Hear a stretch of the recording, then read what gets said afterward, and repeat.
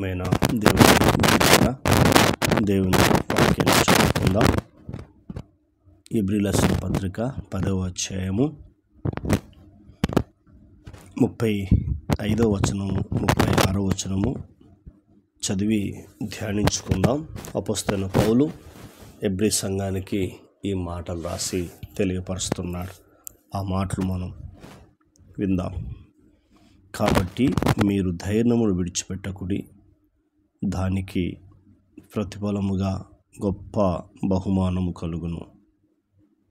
మీరు దేవుని చిత్తమును నెరవేర్చిన వారై వాగ్దానము పొందు నిమిత్తము మీకు ఓరమి అవసరమై ఉన్నది. ఈ మాటల రాసి పౌలు ద్వారా ఈ మాటలు రాయిస్తున్నాడు దేవుడు. ఎంత అమూల్యమైన మాటలు చూడండి. కాబట్టి మీరు ధైర్యమును విడిచిపెట్టకుడి. కానీ ఇప్పుడు మనం అన్నీ జాగ్రత్తగా చూసుకుంటున్నాం, జాగ్రత్తగా పట్టుకుంటున్నాం. అన్నీ ఏదైనా సరే, కానీ ఆరోగ్యంకరంగా వచ్చే వరకు నెగ్లెక్ట్ చేస్తున్నాడు మనిషి. ఒక టీవీ కొనాలంటే 100 సార్లు ఆలోచన చేస్తాడు, 10 షాపులు తిరుగుతాడు. ఒక వస్త్రం కొనాలంటే ఎన్నో షాపులు తిరుగుతూ ఉంటాడు. తినే కూరగాయలు, పప్పు దినుసులు, బియ్యము, వీటి కోసం ఆలోచన చేస్తాడు. కానీ ఆరోగ్యం కొరకు మనిషి ఆలోచన చేయట్లేడు, నెగ్లెక్ట్ చేస్తున్నాడు. ఏది పడితే తినడం, ఎక్కడ పడితే అక్కడ తినడం, ఎక్కడ పడితే అక్కడ ఉండడం, ఎక్కడ పడితే అక్కడ నీరు త్రాగడం. కాబట్టి ఇక్కడ ఆరోగ్యానికి ఉపయోగపడేది మనిషి విడిచిపెడుతున్నాడు. కానీ ఆరోగ్యం కొరకు కావలసిన వాటి విషయంలో మనిషి ఆలోచన చేయట్లేడు.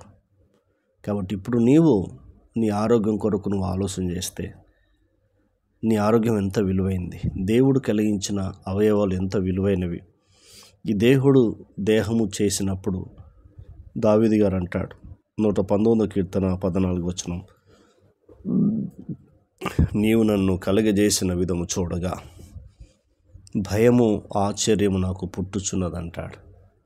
కాబట్టి ఇప్పుడు ఇక్కడ మాట్లాడుతుందంటే, కాబట్టి మీరు ధైర్యం విడిచిపెట్టకూడదు. నీకు బాధలు ఉండొచ్చు, కష్టాలు ఉండొచ్చు, శ్రమలు, వ్యాధులు ఉండొచ్చు, కానీ ఏదంటే ధైర్యం విడిచిపెట్టకూడదు. ఎందుకంటే అది ఎక్కడ పడితే అక్కడ దొరకదు, యేసుక్రీస్తు సన్నిధిలో దొరుకుతుంది. యేసుక్రీస్తు సన్నిధిలో దొరుకుతుంది.